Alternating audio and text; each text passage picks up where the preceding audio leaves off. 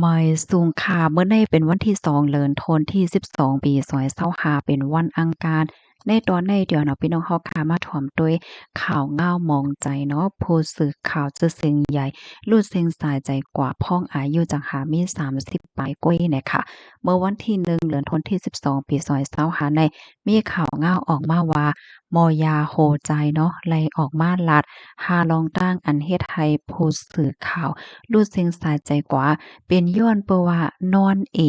ว่นหนำเฮ็ดจั่งใดคะนะเหมือนหนังว่าแลใจออกอ่อนนำแฮ่งหน้าป่นดีลือเฮ่ออ่ำเป้งป้อและจั่งใดเนี่ยค่ะอ้อลองตั้งเบิ่งเป็นมันในแต่ก่อนไหนมีผู้สื่อข่าวไทยค่ะเนาะแต่เลยว่าเป็นผู้สื่อข่าวชื่อเสียงใหญ่ลือหลังชื่อฮ้องว่าณัฐวุฒิปงลังกาเนี่ยค่ะอ้อเป็นผู้สื่อข่าวและผู้เปิ้นแพร่ข่าวเงาข่าวข้อง8ค่ะอายุ30ปีค่ะเนาะ ก็เลยรู้เซ็งสายใจกว่าเมื่อพ้องตีนอนหรือเห่ออยู่ที่เฮิรนตีเจเว้งบางกรวยเจดอนนนทบุรีเมื่อวันที่30เดือนธันวาคมที่11ปี2025ที่ป่นมานั่นนะคะไหว้หลังเสเฮ็ดหน้าที่ปนพรจัดรายการต่อพอถึงตี2นะคะอ้อไหว้เสยาการย่องงานเสียก็ปอกเฮิรนค่ะเนาะก็ลือเห่อว่าสังว่าให้แหน่นะก็นอนหลับกว่าก้อยกะว่าเผื่อว่าหลับกว่าเหย้าเนี่ยก็อำสืบตื่นเหย้านะคะอ้อ ลับลงกว่าเฮ็ดจั่งนั้นอันเปิ้นฮ้องว่าลับโลดอันว่านั่นเหย้าน่ะค่ะ ข่าวยามสืบมาตั้งฝ่ายมอยาโฮใจเนาะก็ไล่ออกมาลัดว่าลองดีกึ้งก้างเหี่ยวก็รู้เซ็งสาใจกว่าค่ะเนาะนั่นน่ะมันเป็นย้อนเปอว่าโฮใจเหตุการณ์เฮ็ดไหนค่ะย้อนเปอหังแลซ้ำเป็นล่ะเพราะว่าในจึงในข้อที่1ค่ะมันเฮ็ดให้เปิงเขาฮ้องว่าระบบไฟฟ้าในโฮใจในมันมีหลวงข้องค้ำในนั้นค่ะน่ะอันนี้ก็ใกล้ๆฮบทบหันก้น ใกล้ๆฮบทบหันในก้นจ้ายค่ะเนาะตีในเอเชียจึงจานวันออกเนี่ยค่ะโฮปากไหล40ถึง60แหละเจิ้นให้เฮ็ดเนี่ยค่ะป้องว่าผู้จ้ายอันอยู่ไว้ตั้งปอตอนเอเชียจึงจานวันออกในมีตึกตั้งจังเป็นอันใดเนี่ยเนาะกำในที่2เนี่ยก็เขาฮ้องว่ากามเนิดหัวใจขาดเลิศกึ่งกลางเหี่ยวก็เป็นให้ในนั้นขนาดเนาะ ลองตั้งตีอันเฮ็ดให้เป็นได้ก็เป็นก้นตีหรือเฮ่อเอค่ะเนาะนอนเอซึ่งเนี่ยนอนเอกู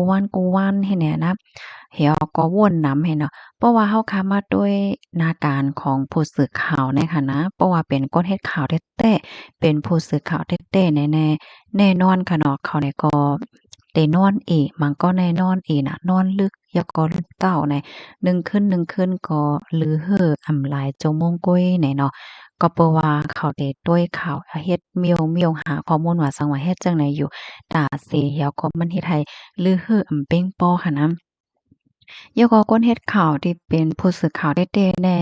กูขิงข่าวยามกูมินิตกูโจโมงเนี่ยออกออเนี่ยมันเหตุการณ์ตาเสเนาะมันก็ได้ออกข่าวตั้งก่อนเลยกว่าแอวว่าหังว่าเฮ็ดไหนออกออเนี่ยก็ยังเลยวนเรื่องข่าวในอยู่ตาเสเฮ็ดจั่งใดนั้นน่ะเนาะก็เปิ้นนั่นแหละเนี่ยลองตั้งที่เฮ็ดให้เป็นก็นอนเอน่ะหรือคืออำเป่งป้อยอก็มันไหลใจออกออแฮงน่ะความไทยเขาที่เขาว่าความเครียดค่ะเนาะเครียดจัดให้ไหนคะนะ ก้นอันที่เฮ็ดข่าวแต้ๆแน่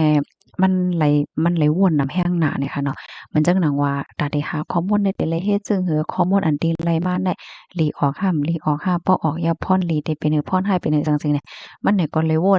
นนำหน้าแห้งหน้าไหลใจออกออแห้งหนาเฮ็ดให้ค่ะก็เปิ้นนั่นแหละข้อที่2เนี่ยก็มันก็จั่งเฮ็ดให้อันเป็นกล้ามเนื้อหัวใจเนี่ยขาดเลือดเหี่ยวก็เป็นกว่านะคะว่านะ กำในมาแทงคอที่3เนี่ยก็กล้ามเนื้อหัวใจเจ็บเหมือนหนังว่ามีห้อยเจ็บเฮ็ดจั่งใดค่ะนะเหมือนจั่งหนังว่า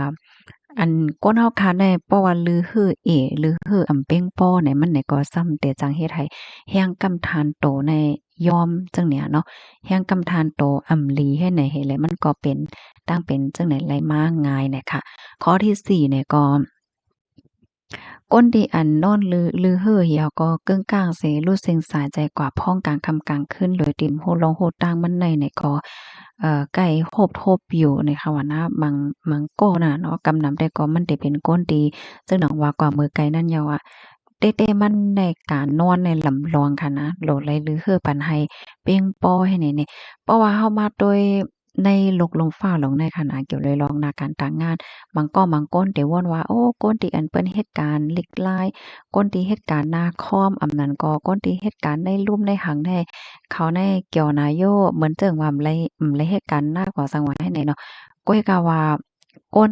แต่ย้อนใครเนอินค่ะเนาะก้นที่อันเหตุการณ์เกี่ยวเลยลองอันลิกลายอำนั้นก็แลใจป้ายวนแน่บางก็เนี่ย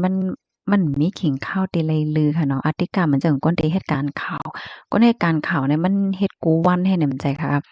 เฮแลข่าวเงาตีเพราะว่าเป็นก้นเตเหตุการณ์ข่าวแต่ค่ะนะข่าวเงาแต่เดเลยข่าวเงามาในก็ตอนหนึงเนี่ยข่าวเงาตีเลยมาแล้วอันไรลีต่างอำลีต่างหำหลูเลยวันแทงกำในเพราะว่าต่างกว่าเหย้าสมิพรย้อนจึงหือไหลจึงไหนแน่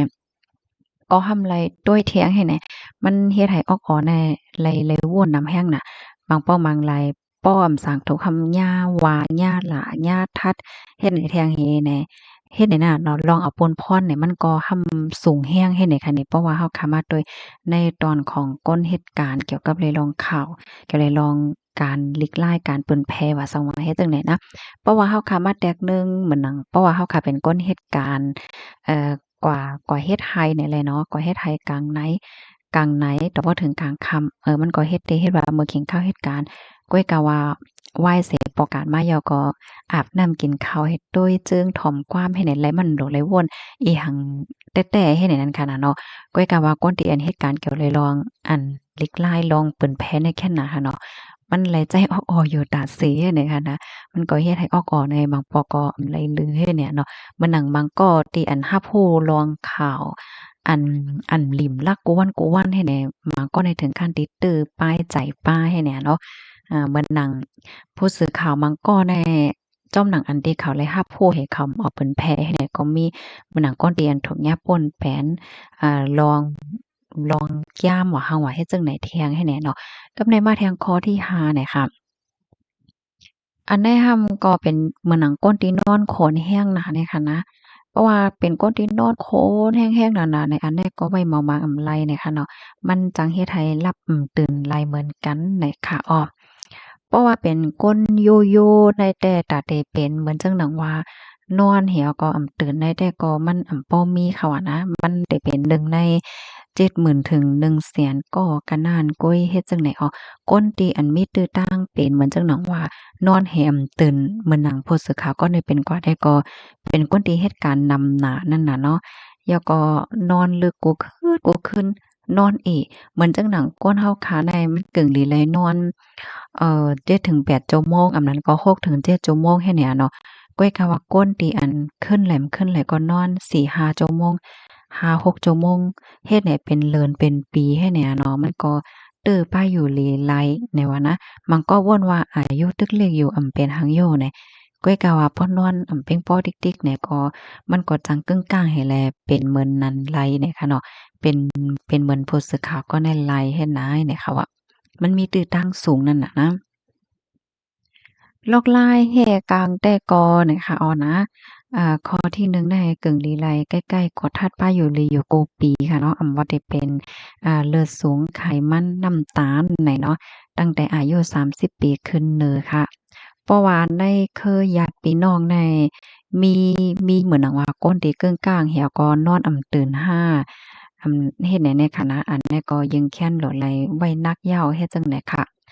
เสียก็แทงอันหนึ่งเนี่ยก็ลดแรงใส่ใจลุ่มล่าด้วยถึงป้าอยู่หลีตัวเจ้าก่อพองอย่าไปว่นอย่าไปเครียดแห้งนั้น ค่ะเนาะเพราะว่าใจออกอ่อให้มันไหลว่นไหลเครียดไหลซีเรียสเฮ็ดไหนติ๊กๆเนี่ยก็มันติดตื้อออกอ่อไหลเนี่ยค่ะเฮแลกึ่งลีไหลนอน1คืนใน7-8ชั่วโมงกูวันเนี่ยค่ะอ้อนะปยก็อย่าไปโลดแล่นยานะคะว่าอย่าไปโลดแล่นยาเหยอก็อย่าไปว่นนำนะ อย่าไปเครียดนั่นน่ะเนาะกำไทเขาว่าเสี่ยวก็อย่าไปปล่อยเหตุการณ์นักกันนะการนำแห้งน่ะโลไลเอาขิงข้าวยามให้เอาก็ลือเฮ่อพองนะคะอ้อข้อมูลตอนได้ก็ค่ะเลยปริมาที่ห้องการข่าวสดออกไว้เนี่ยค่ะเนาะก็หันข่าวเงาอันนี้ยก็เป็นแจมลีค่ะเนาะ เป็นอันสิหลายมองใจได้ๆค่ะเนาะตัดได้เป็นมาผู้สื่อข่าวอันกัดแค้นผู้สื่อข่าวลีหนึ่งก็เนี่ยมันก็ง่ายค่ะเนาะอันลองเฮ็ดข่าวอันว่าในประวัติโดยเหมือนหางง่ายค่ะนะก้อยก็ว่ามันก็ง่ายค่ะเนาะเหมือนหนังตัดได้เรียนรู้แล้วก็รู้ว่ามันเป็นหือเป็นหือร้อนแก่นข่าวอันว่าเนี่ยเป็นหือเนี่ยก็มันก็ส่ำง่ายเฮ็ดให้นั้นค่ะนะเนาะ ก็เสียหลายมองใจได้แต่ค่ะก็ย้อนให้วิเวียนขวัญเงาฮอดถึงสุคติติกัดเย็นเสกัมในค่ะเนาะหมอยทรงค่ะ